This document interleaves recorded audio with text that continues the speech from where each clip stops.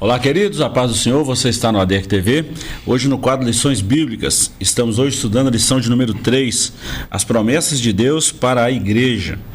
O textuário está em Mateus capítulo 16, o verso 18, e está escrito assim: Pois também eu te digo que tu és Pedro, e sob esta pedra edificarei a minha igreja, e as portas do inferno não prevalecerão contra ela.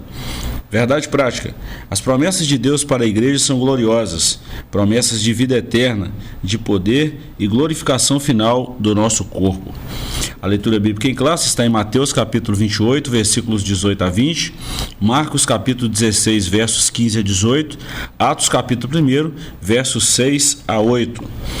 Como sempre, a nossa lição tem alguns objetivos. O primeiro dos objetivos de hoje é apresentar as promessas de Deus para a Igreja de Cristo. Segundo, pontuar o efeito das promessas divinas para a execução da grande comissão, missão da igreja no mundo. E terceiro, conscientizar acerca das condições para vivenciar tais promessas. Hoje comigo está o professor Joás mais uma vez e também o jovem Lucas, que é o superintendente da EBD na nossa igreja no Limoeiro. Lucas, muito bem-vindo. Professor Joás, bem-vindo. Estamos aí na terceira lição, Lucas. Estamos falando nesse trimestre sobre as promessas de Deus. Estudamos a lição de número 1, as promessas de Deus. Foi uma visão geral do que se diz do trimestre. Lição passada, as promessas de Deus para Israel, e agora as promessas de Deus para a igreja.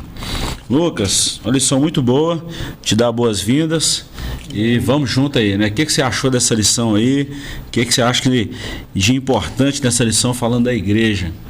Pastor, primeiramente para o senhor Joás, a Bíblia, né, ela é recheada de promessas. E hoje em dia a gente vê as pessoas falando tanto sobre isso, sobre as promessas de Deus, que Deus prometeu isso, que Deus prometeu aquilo. E Deus também tem promessas para a igreja, como corpo de Cristo, né? E promessas linkadas a uma missão também, a missão da igreja aqui na Terra.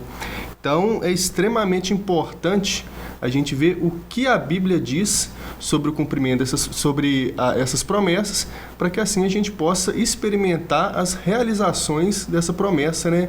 A gente experimentar conhecendo, né? A gente pode experimentar todas as promessas que Deus fez para a igreja, mas primeiro a gente precisa conhecer elas, e eu creio que é a oportunidade perfeita, né, para a gente estudar a fundo sobre isso. Muito bom. Professor Joás, na lição passada eu lembro que nós falamos muito sobre as promessas de Deus para Israel, a chamada lá em Abrão, lá no Gênesis 12, e hoje a gente vai falar sobre a igreja.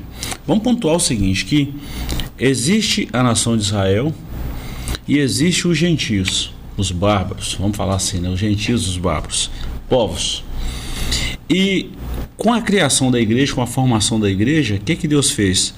Deus, através de Cristo e da sua graça, Ele pode salvar tanto judeus como gentios como bárbaros. E todos os povos se unem na igreja.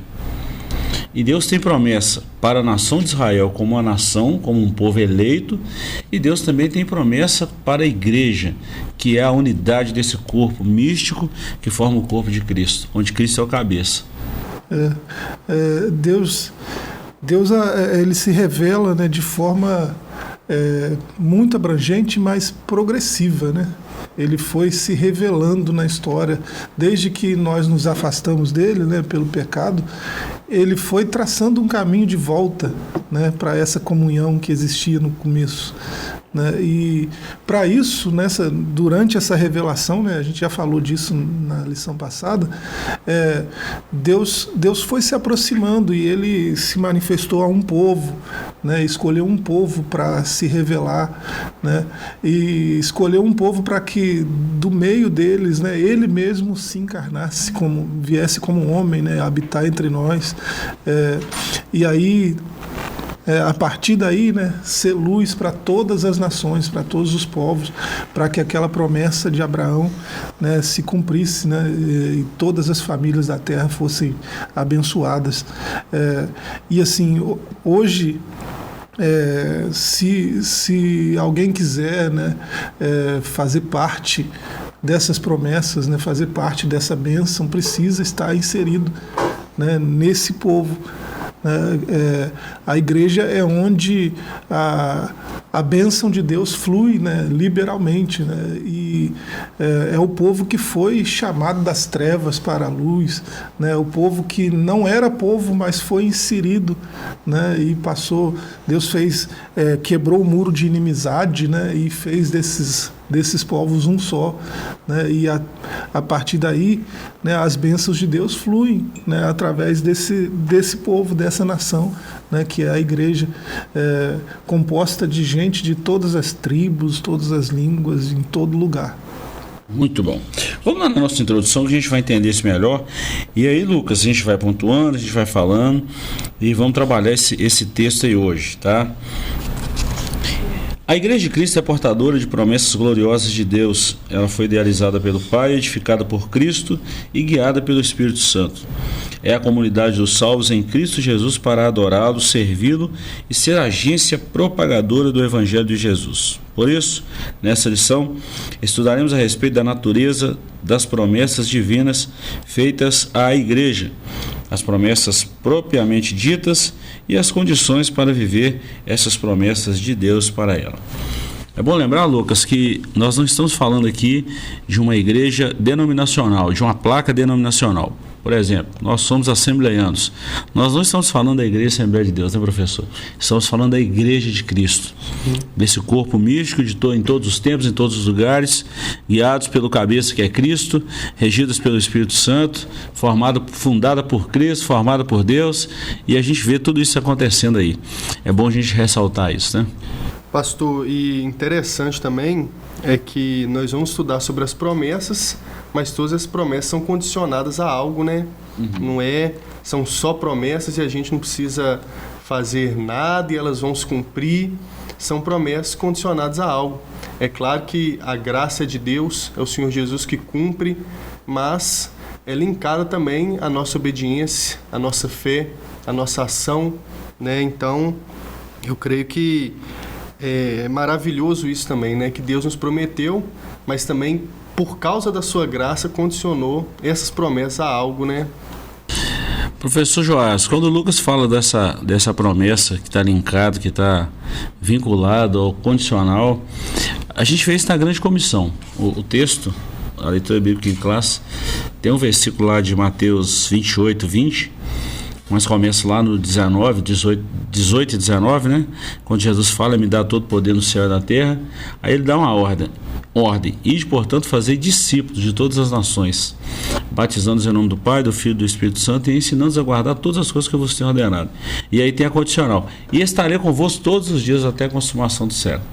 Jesus vai estar com a igreja se a igreja cumprir os propósitos da grande missão. É uma promessa. Sim.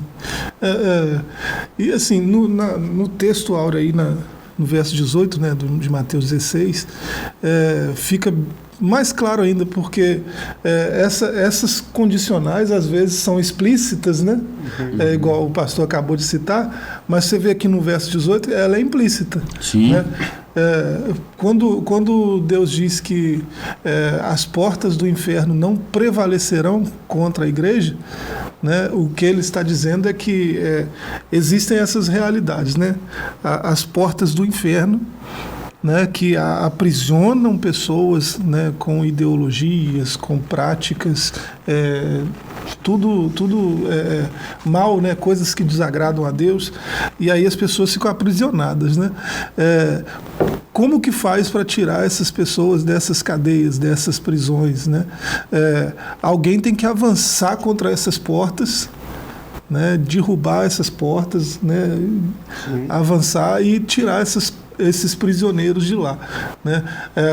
A ideia aí de não prevalecerão não é que assim as portas estão vindo em direção à igreja e elas não, é a igreja avançando contra as portas e jogando-as abaixo e tirando o máximo de prisioneiros que puder, né? Então você vê que a contrapartida e a condicional está implícita, né? É preciso avançar, é preciso ir, né? Então o id, às vezes ele é explícito, né? Id, né? E às vezes ele é implícito, tá? Para o bom leitor, né? O bom entendedor, né, tirar essa conclusão, né, ao ler, né, não prevalecerão, né, não podia ser mais claro, né, é algo que você vai contra e aquilo não consegue te resistir, né, é isso que está falando aí. Eu penso, Lucas e professor Joás, que nós estamos com o mapa do tesouro nas mãos. Nós precisamos caçar o tesouro está lá. Mas nós precisamos saber, precisamos entender esse mapa, pesquisar do mapa, estudar o mapa e avançar, professor. Bom, o capítulo 1 da nossa lição de hoje vai falar da natureza da promessa para a igreja. O capítulo 2 nós trataremos as promessas de Deus para a igreja. E terceiro, condições para viver as promessas de Deus. Primeiro nós vamos falar da natureza, depois das promessas propriamente ditas e depois a condição. Dentro desse ponto 1 aqui, o capítulo 1, a natureza das promessas de Deus para a igreja, nós temos aqui 3 subtópicos. O primeiro, a promessa de sinais sobrenaturais, a promessa de revestimento de poder e promessas espirituais para uma instituição espiritual. Eu vou ler alguns parágrafos aqui e a gente comenta. O Evangelho de Mateus, capítulo 28, versículos 18 a 20, revela o estabelecimento da grande comissão de Cristo para os seus discípulos. Nesta comissão, 3 palavras resumem a tarefa: ide, ensine e batize. Em Marcos 16 temos uma promessa de que sinais sobrenaturais ocorreriam para confirmar a grande comissão, a obra da grande comissão. Dessa forma, como Igreja de Cristo, ao proclamar a mensagem de arrependimento e salvação, devemos esperar que milagres em nome de Jesus aconteçam como realidade de que o reino de Deus está agindo no mundo. É um sinal, né, Lucas e professor Joás? Promessa do revestimento de poder. Com base na promessa de Cristo para os seus discípulos em Atos 1, nosso Senhor faz uma promessa de capacitação espiritual para a proclamação do Evangelho de Cristo. Recebereis a virtude do Espírito. É a promessa do batismo com o Espírito Santo para capacitar o crente na transmissão das boas novas de salvação. Além do poder de proclamar, a capacitação do Espírito também nos forja como testemunhas de Cristo em nossa família, bairros, cidades, nações e tantos outros lugares. Agora, as promessas espirituais para uma instituição espiritual. Ao longo das Escrituras, percebemos que a igreja foi forjada espiritualmente em Cristo. Por isso, a natureza das promessas para a igreja é primariamente espiritual. Olha bem, edificarei a minha igreja. A palavra grega para igreja é eclésia. É um termo que remonta a uma reunião de pessoas chamadas do mundo para participarem ativamente do reino de Deus. 3 tópicos aqui, Lucas. Primeiro, os sinais sobrenaturais revelam a presença de Cristo no meio da igreja e revelam a ação do Espírito Santo no nosso meio. Quando a igreja está em plena atividade, essas promessas são visíveis, palpáveis, mensuráveis. Esse revestimento de poder, sem o qual é impossível a igreja avançar. E essas promessas são espirituais.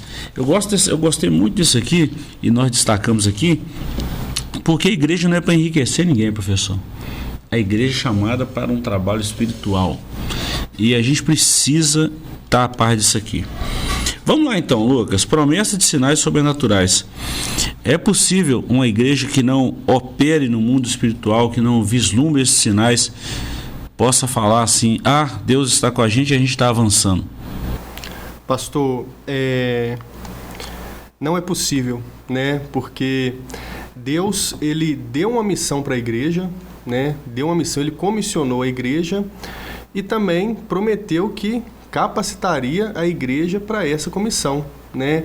E essa capacitação, essas promessas, como o comentarista disse, são no âmbito espiritual, né? Então, uma igreja que abre mão do espiritual, automaticamente ela também está abrindo mão, né, do cumprimento dessas promessas, né? E eu creio que a gente pode listar 2 características, né, acerca dessas promessas de Deus para a igreja.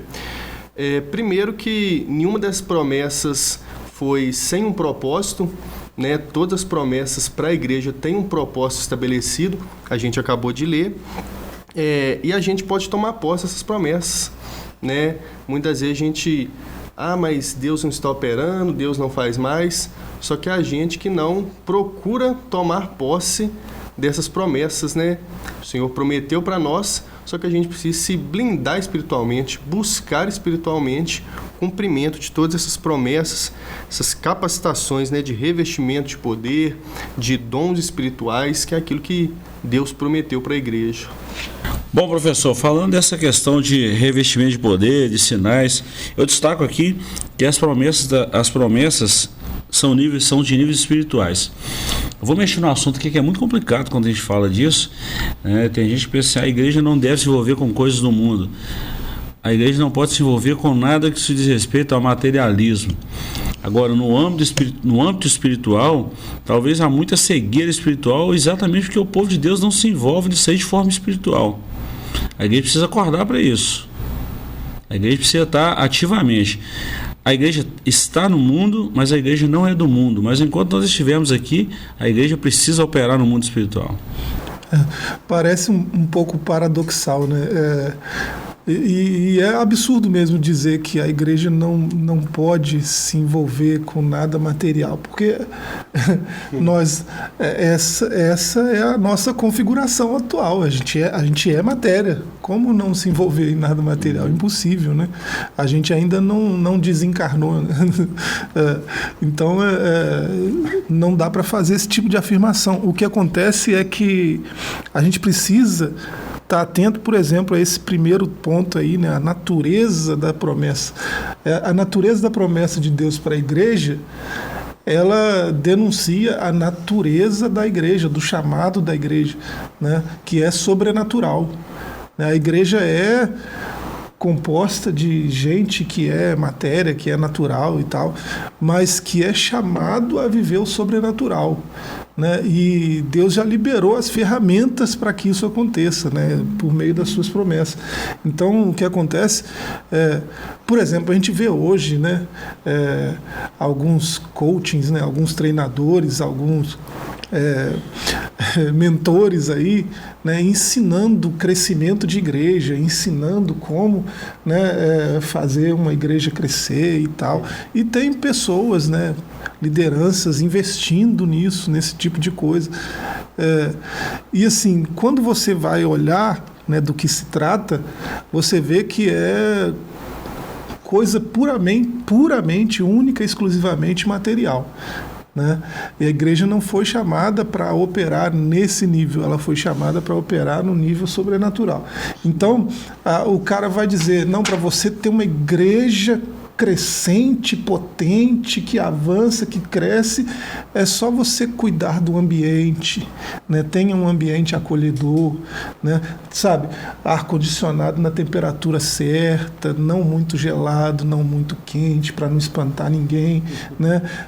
Um som ambiente, né? Nada muito estridente para não incomodar as pessoas, para as pessoas estarem, né, envolvidas naquele som, naquela coisa, né? Um palestrante top, né, que tenha boa oratória e tal. E aí vão ensinar técnicas para fazer a igreja crescer, né, e tal. Quando, na verdade, a promessa não diz respeito a nada disso, né? As promessas para a igreja, a Escritura vai dizer que a igreja é corpo de Cristo, né? Então nós temos que ser um com Ele, nós temos que andar de acordo com a orientação dele, nós temos a mente de Cristo, então nós sabemos o que Ele quer, nós precisamos obedecer, né? Nós somos ovelha, rebanho do seu pasto, rebanho de Deus, então nós precisamos ser humildes e acatar as orientações dele, né? Então nós somos templo do Espírito Santo. Então, para que isso, né? Porque a gente precisa operar no mundo espiritual, não só no mundo físico. Mundo físico a gente já está nele, não tem como não operar, né? Uhum. Então, embora essas coisas sejam desejáveis, né, uma igreja acolhedora, com um ambiente legal e tal, isso é desejável, mas a igreja não é para isso, a igreja não foi chamada para isso, né? Ela deve focar na sua missão, que é ganhar almas para Cristo, arrebatar almas do inferno, né? E levar para Cristo. Eu penso que isso é básico, professor, e tem que ter isso na igreja mesmo, no que se diz respeito a algo material. O sobrenatural, o espiritual não pode faltar para a igreja. Não é a cor da igreja que vai definir a presença ou não de Deus. O que vai definir a presença de Deus, a manutenção do próprio Espírito na igreja, é exatamente o que o Lucas falou agora há pouco aí, é o nível de obediência do homem da igreja à palavra de Deus. Isso aí manda muito. Se Cristo é o cabeça, a igreja vai andar segundo a orientação de Cristo e não de homens no mundo natural, no mundo material. Aí, pensando assim, a gente pode pensar se algumas coisas que a gente vê, alguns movimentos que a gente vê crescendo muito, né, muito rápido, com muita gente, a gente começa a pensar se a gente pode chamar isso de igreja mesmo ou não, né? Porque é estranho. Hoje existe um evangelho para cada um, né? Uma moça já denunciou isso aí no começo do ano aí, e foi bastante atacada, né? Até por gente poderosa, né? Porque gente que está nessa vibração, né, de achar que a igreja é só coisas daqui, né? E aí, por que essa sede por um crescimento numérico, né? Por que isso? Isso é crescimento de igreja? Porque se a igreja é sobrenatural, ela tem um chamado espiritual, né? Eu sei se a igreja está crescendo se eu vejo essas coisas. Exatamente. Né? Qual foi a última vez que a gente viu, né, uma operação sobrenatural num culto? Né? Então, se isso já foi mais frequente, por que não é mais tanto assim? Né? Ainda que a gente veja, né, isso tem sido mais esporádico ou isso tem sido frequente? Né? Porque se não for assim, né, a gente precisa voltar, né, a essa natureza, né, do chamado, natureza da promessa, que é espiritual e sobrenatural. Verdade. Professor Lucas, dá um tempinho aí que nós voltamos aí com esse assunto no segundo bloco aí, vamos falar das promessas de Deus para a igreja, né? Primeiro nós falamos da natureza, agora nós falamos da promessa propriamente dita. Mas dá uma segurada aí. Nós vamos para um pequeno intervalo, voltamos já com o segundo bloco dessa lição que está imperdível. Não sai daí que voltamos já.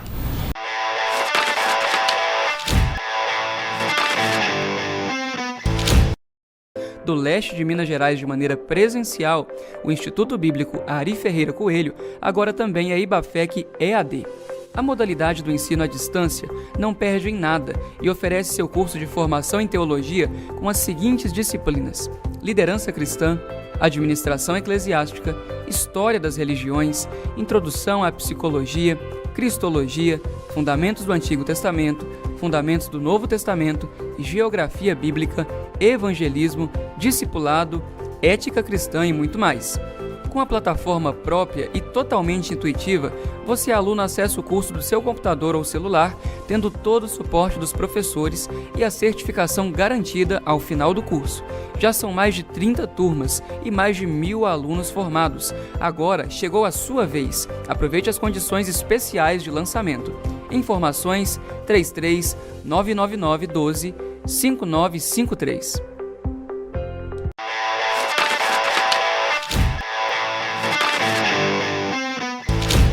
Estamos de volta com o seu ADEC TV. Hoje nós estamos falando da lição de número 3, as promessas de Deus para a igreja.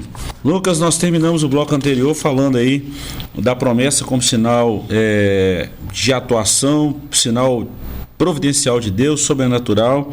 Falamos desse revestimento de poder. Falamos também da promessa espiritual para a instituição espiritual. A igreja está no mundo, opera no mundo físico e no mundo espiritual. Quando se trata de igreja, Lucas, agora nós vamos falar das promessas de Deus para a igreja.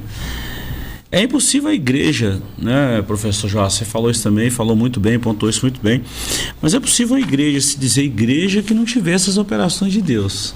Aí fica só um ajuntamento de pessoas meramente sem um foco espiritual. Sim. A saúde espiritual de uma igreja pode ser medida pela manifestação do Espírito Santo, né? E aqui a gente tem que tomar muito cuidado, porque depois da ascensão do neopentecostalismo, né, algumas pessoas confundem o emocionalismo com o agir do Espírito Santo. mas a gente tem que buscar esse discernimento espiritual, né? E a saúde espiritual ela vai ser medida pela manifestação do Espírito Santo. Se o Espírito Santo está se manifestando na igreja, então é uma igreja saudável, está experimentando das promessas de Deus e que está crescendo da maneira correta, né? O professor Joás tinha falado sobre o crescimento, e hoje a gente vê algumas igrejas crescendo, né, entre aspas, mas que não se parecem nada com a igreja primitiva, né? Lucas, em Atos, ele narra todo o crescimento da igreja, como a igreja crescia, e esse crescimento era moldado pelo agir do Espírito, né? Haviam milagres da parte de Deus, haviam manifestações espirituais, e assim Deus acrescentava pessoas à igreja, né? Eles não precisavam fazer nenhum show, não precisavam fazer nada além daquilo que Cristo prometeu. Professor Joás, hoje nós vemos aí o mundo, vamos falar assim, pentecostal, a igreja pentecostal, sendo muito criticada e metralhada, e de fato com uma certa razão, pelo fato aí do neopentecostalismo, de tantas aberrações que a gente tem visto aí no meio evangélico, né? Muitas revelações que a gente pode afirmar sem sombra de dúvida que não é de Deus. E aí agora eu falo como um pastor e falo como um professor. Um dia no nosso curso teológico alguém perguntou assim: pastor, e como professor, como a gente pode entender que essa igreja é de Deus e que a manifestação é genuinamente de Deus no seio da igreja? E a minha resposta foi o seguinte: tudo que tem na igreja, tudo que acontece na igreja precisa passar pelo crivo da palavra de Deus. Se há aprovação da palavra, você pode saber que tem Deus no meio. Se há alguma coisa que fere a palavra de Deus, que fere um princípio já estabelecido na palavra de Deus, pode saber que Deus não está presente no meio disso aí não. Deus não é Deus de confusão. Deus é Deus de clareza, Deus é Deus de luz, e Deus não vai trazer confusão nenhuma na mente das pessoas. Porque isso hoje precisa ficar muito bem definido, professor, porque hoje é muita boboseira que a gente vê no meio evangélico, principalmente no meio pentecostal, que vai desacreditando as pessoas de Deus, da Bíblia, da palavra do Senhor. E isso precisa ser corrigido. O cano, a medida do justo, né, ela é a mesma da igreja, né? Você sabe que um homem é justo, né, pelo prazer que ele tem na lei do Senhor, né? Só ler o Salmo 1, né? Se um homem abre a Escritura e ele tem sentimentos diferentes disso, né, de prazer, né, de contentamento, de alegria, né, a justiça desse homem é duvidável, né? O mesmo vale para a igreja, né? Se numa igreja, né, numa comunidade de santos, de justos, a Bíblia é aberta e não há prazer, né, não há alegria, contentamento na palavra de Deus, o que a gente está querendo dizer com isso, né? Abriu a Escritura, o texto está dizendo isso, mas que tal se a gente né, isso aqui, mais isso aqui, mais isso aqui, porque, né, não está tão legal assim, não está tão prazeroso assim, né? Vamos incrementar isso aqui um pouquinho e tal, né? Disso que a gente está, isso que a gente tem em mente, né? Quando a gente lê textos como o Salmo 1, né? Isso nos vem a lembrança. Então, você sabe que um homem é justo pelo prazer que ele tem na Escritura, na palavra de Deus. E você sabe que uma igreja é saudável do mesmo jeito, né? Da mesma forma, da mesma maneira. Verdade. Lucas, vamos lá, professor Joás. As promessas de Deus para a igreja. São 3 subtópicos também. Eu não vou ler aqui por uma questão de tempo, e a gente precisa chegar aqui nessa conclusão da nossa lição de hoje. Primeiro, promessas de Deus para a igreja. Primeira promessa, promessa de vida eterna. Segunda promessa, promessa de poder. E terceira promessa, promessa da glorificação do nosso corpo. Primeira coisa que eu destaco aqui, Lucas, é a promessa de vida eterna. Se nós pensarmos na nossa vida somente aqui para essa terra, Paulo falou assim que nós somos os mais miseráveis dos homens. Sim. Há uma vida pós-morte, há uma vida pós-terra, vamos falar assim. É a promessa de Deus. Segundo, uma promessa de poder. Enquanto a igreja estiver na terra, a visão dela precisa ser ampliada para a eternidade, mas nós precisamos entender que os nossos pés estão aqui na terra ainda. Nós estamos aqui, professor. E terceiro, esse corpo que é corruptível, que é material, vai se revestir da imortalidade e vai ser revestido de uma glória, é a glorificação do corpo. Então, essas promessas para a igreja, elas são reais. Promessa de vida eterna, promessa de poder e promessa de glorificação do corpo. A igreja precisa ter isso em mente, precisa trabalhar para isso e precisa esperar nisso aqui. Creio que passa muito pela mesma mentalidade de Abraão, né? O escritor aos Hebreus diz que Abraão ele viveu nessa terra, mas seus olhos também estavam na cidade, né? Nas mansões celestiais. Então, enquanto nós estivermos aqui na terra, nós experimentamos o sobrenatural, nós somos peregrinos aqui na terra, né? A Bíblia diz que a nossa morada não é aqui. Então, o Senhor nos prometeu, né? Fez as promessas de poder, promessa que Ele nos capacitaria para viver aqui nessa terra. E, além disso, né, nos prometeu que a gente teria uma vida eterna ao seu lado, né? Eu irei ao Pai e vos prepararei lugar. Então, Ele nos prometeu a vida eterna, nos deu a salvação. A gente não merecia isso. Nós estávamos mortos, né? Paulo diz isso aos Efésios, nós estávamos mortos e o Senhor Jesus nos deu a vida eterna e, além disso, né, também nos deu a promessa da glorificação do nosso corpo. E eu creio que isso tudo é maravilhoso. Às vezes a gente acorda com a dor de cabeça, com a dor de dente, só que quando vem essas coisas, a gente tem que se lembrar que isso tudo é passageiro, né? Que o Senhor Jesus nos prometeu que um dia isso findaria. Então, a partir do momento que a gente se apega a essas promessas, eu creio que a nossa fé é fortalecida.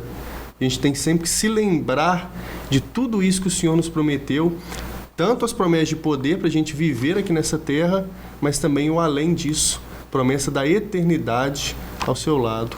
Muito bom. Professor, quando a gente fala dessa promessa de vida eterna, deve ser o foco da igreja. Porque quando nós pensamos que a nossa vida aqui é muito passageira, 80, 100 anos aí, alguns vão um pouquinho mais além, muito poucas pessoas vão um pouquinho mais além do 100. Mas quando a gente fala de uma vida eterna com Deus e dessa vida, e uma vida eterna separada de Deus, põe a gente para pensar um pouquinho mais, pessoal.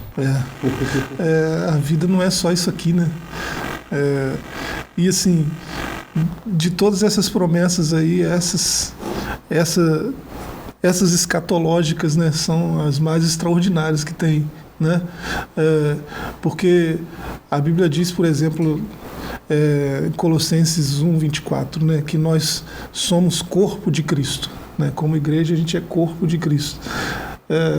E assim, assim como aquele Cristo foi moído, né, foi quebrado, né, a gente também não é poupado disso, a gente também passa por tribulações e ele garantiu até que que seria assim, né? Vocês vão ter aflições, mas tenham coragem, né? Bom ânimo, porque se eu venci, vocês também, né? E a gente, sendo o corpo de Cristo, embora a gente esteja sujeito a essas aflições, né? Inclusive até as mesmas de Cristo, né? Muitos apóstolos sofreram, né, a crucificação e perseguições desse mesmo nível, né, muita intensidade. A gente tem essa promessa de como ele foi glorificado, nós também, né? A gente tem essa promessa de sermos semelhantes, iguais a ele mesmo, né? Com um corpo glorificado, sem deterioração mais, sem choro mais, sem dor, sem morte, né? Isso tudo vai ser aniquilado, porque, sendo o corpo de Cristo, nós agora somos parte da família de Deus, né?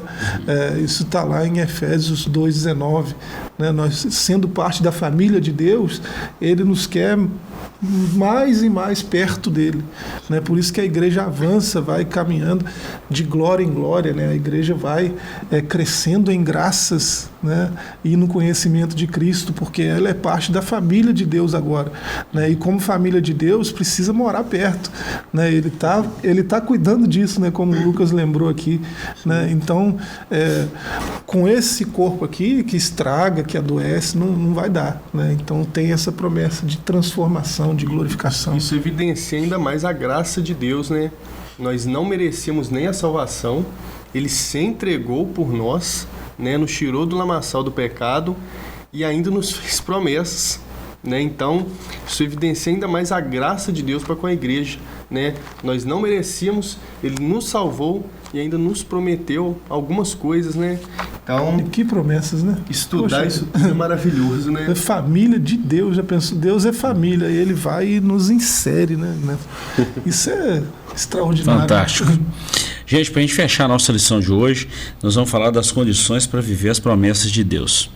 Mas eu quero fechar esse segundo capítulo aqui das promessas de Deus para a igreja, tratando de vida eterna.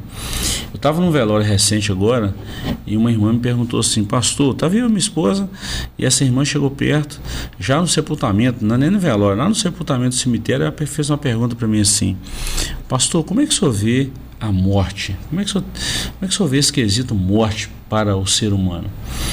E eu lembro que eu falei para ela: senhora, por incrível que pareça, talvez eu possa ser contraditório a muitas questões humanas, mas a morte é um escape, a morte é um ato de misericórdia de Deus. Pensa o nosso corpo no pecado, vivendo eternamente em decomposição. Aí Deus põe uma pausa nessa vida nossa de sofrimento, nessa vida terrena, e nos dá uma vida eterna para toda a eternidade com Ele. Então a morte é uma interrupção de um sofrimento aqui na terra e o início de algo muito prazeroso, muito bom que Deus reservou para o homem. A morte interrompeu ou colocou um ponto e vírgula aí, né, numa ação de Deus para a vida do homem, porque todos pecaram e passaram a morrer, mas Deus, através da sua graça em Cristo, Ele condicionou esse homem, por causa de Cristo, a também viver uma vida eterna, sim, livre de condenação. Isso é graça. Bom, para a gente viver essas promessas de Deus, só lembrando, primeiro nós falamos da natureza, agora nós falamos da promessa propriamente dita, mas tem uma condição para a gente viver essa promessa de Deus, e aqui nós fechamos a lição. Primeiro, é preciso crer. Segundo, é preciso ser fiel. E terceiro, é preciso obedecer a Deus. Concluindo aí, Lucas, é impossível viver essas promessas de Deus ou tomar posse se a gente não crer, se a gente não ser fiel e se a gente não obedecer. Pastor, impossível, né? Eu creio que remete muito também. Deus, Ele prometeu a Abraão que lhe daria a terra prometida, olha, Canaã. Só que quando o povo saiu do Egito, passou o Mar Vermelho, eles tiveram que crer no Senhor, crer no cuidado do Senhor, eles tiveram que obedecer a palavra do Senhor, e quando desobedeceram, essa desobediência teve consequências, então eles precisaram crer, eles precisaram obedecer, né? Quando chegaram, né, à margem do Jordão, né, já sob o comando de Josué, eles precisaram crer também que as muralhas, né, iriam cair. Então Deus prometeu, mas para isso eles precisaram crer no Senhor, eles precisaram ser fiéis e eles precisaram ser obedientes. E eu creio que a gente pode aplicar isso também a nós. Deus, Ele nos prometeu, com certeza, mas nós precisamos crer nessas promessas, nós precisamos ser fiéis e obedecer ao Senhor.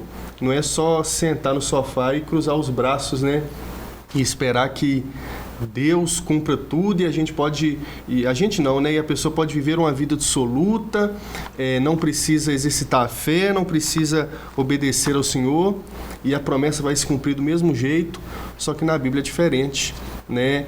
E não são condições que dependem de alguma capacitação minha, condição que eu preciso ser bom nisso para a promessa se cumprir, de forma alguma. A gente precisa crer, a gente precisa ser fiel e a gente precisa obedecer, né? E o Senhor Jesus nos ajuda com tudo isso. Ele nos dá fé, Ele nos ajuda a ser fiel ele nos dá instruções na Bíblia, né, para obedecermos. Então, são condições, mas até mesmo essas condições nós dependemos da ajuda do Senhor para a gente cumprir elas, né? Verdade. Professor Joás, fechando aí, nós temos aí 3 ingredientes. Nós precisamos crer, precisamos ser fiéis e precisamos obedecer. E isso não é 70% do nosso coração, da intenção da nossa mente, do nosso intelecto. Tem que ser 100%. Dependência total de Deus. O justo será salvo integralmente, né? Então ele precisa se entregar integralmente, né? Então que todo o nosso espírito, alma e corpo, né, viva para agradar a Deus, né? Que a gente faça tudo para a glória de Deus. É assim que precisa ser, né? A ideia de fé na Bíblia, ela muitas vezes é apresentada, né, na Escritura, digamos assim, como fidelidade, né? Que é uma fé que envolve atitude, né, intencionalidade, né, vontade de agir, né? Então,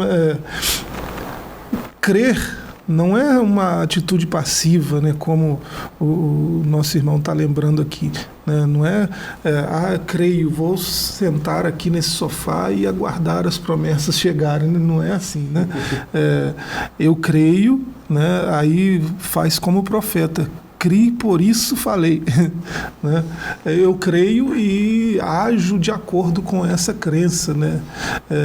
Então, crer em Deus envolve essa fidelidade, essa fé ativa, essa fé que se manifesta em atitudes, né, de crença, de respeito por aquele que falou, né, respeito à voz de Deus. Isso se chama temor, né? Respeito a Deus, né? Temer a Deus envolve ouvir sua voz, crer e agir de acordo com isso, né? Ser obediente às palavras dele. Então, essas são as condições, né, para viver as promessas de Deus. Sem essas coisas, as promessas estarão de pé, mas não serão alcançadas, né? Não serão, né, vividas na sua plenitude. O próprio Jesus disse em João, né? Se vós estiverdes em mim e as minhas palavras estiverem em vós, né? Então, são promessas, mas condicionado a gente está, como o professor Joás disse, integralmente entregue ao Senhor, né? De todo o nosso espírito, alma e corpo. Estou vendo de mão beijada, tem a participação do homem, e é exatamente isso aqui, em crer, em ser fiel e obedecer a Deus. As promessas de Deus são imutáveis, estão lá, mas nós precisamos ter essa postura aqui. Lucas, obrigado. Professor Joás, obrigado por essa aula maravilhosa de hoje, e convidar vocês a estar outras vezes com a gente, tá, Lucas? Amém. Principalmente você que está sendo, acho que é a primeira vez que você está com a gente aqui, não é? Sim. Que venha outras vezes, tá? Obrigado, Deus te abençoe, abraço na família. Ficamos por aqui com mais essa lição, te agradecemos pela companhia e queremos te fazer um convite especial. Hoje você participou aí de uma aula, vamos falar assim, de uma síntese dessa aula. Agora, quer participar de uma aula in loco, com professores bons e com esse assunto amplamente discutido? Pois bem, todos os domingos de 8 às 10 da manhã, em todas as nossas Assembleias de Deus, as nossas igrejas, a nossa ADEC espalhada aí por toda Caratinga, você é o nosso convidado especial. Domingo, de 8 às 10 da manhã. Deus te abençoe e voltaremos na próxima semana, se assim Deus nos permitir. Até lá, fiquem todos com Deus.